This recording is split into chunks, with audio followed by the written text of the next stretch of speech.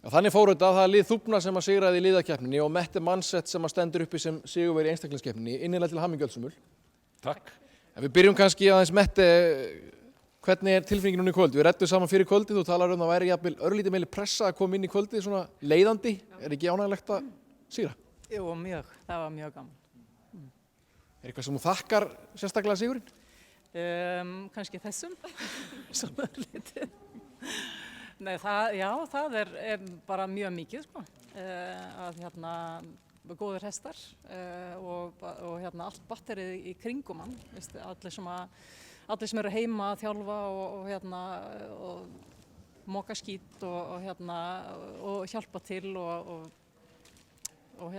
tilsögn frá Gísla. Síðan alltaf bara liðið okkar sem eru að hittast fyrir æfingar og erum alveg sérstaklega góðan liðsanda. Við höfum haft mjög gaman í vetur og hjálpast mikið að og þannig að það er bara, ég held að það sé svona heildarpakkin, sko. Nú líka lið Þúfnaði með skjáttlastykki tóku forystunni í liðakeppni strax á fyrsta móti og létu hann aldrei að hendi. Þið hafið farið að staðinn í þennan vetur metnaðarfull fyrir þessu tímabili? Já, við ætlum að gera okkar besta allavega.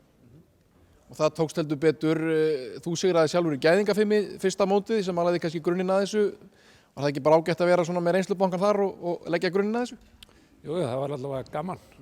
Ég er búinn að klúðra öðru í staðinn, þannig að það var gott að hafa unnið eitthvað. Þú sigraðir fjórganginn Mette á Akureyri, þannig að þið hafi verið að næli stiga á öllum stöðum.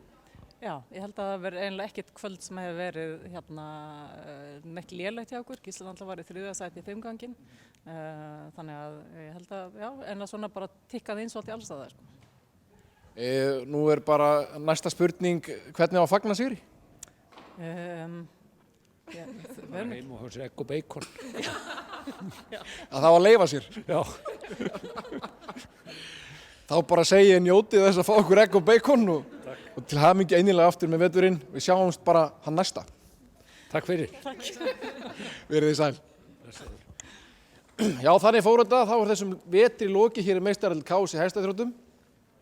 Við þökkum fyrir samfylgdina í vetur hér í gegnum beina útsendingu sem kom sem heldur betur vel núna þegar að engir áhorfendur gátu verið hér á staðnum. Við vonum að það sé ekki framtíðin í hestamennsku en það var gott að leysa þetta á þennan hátt. Verið þið sæl og góða nótt.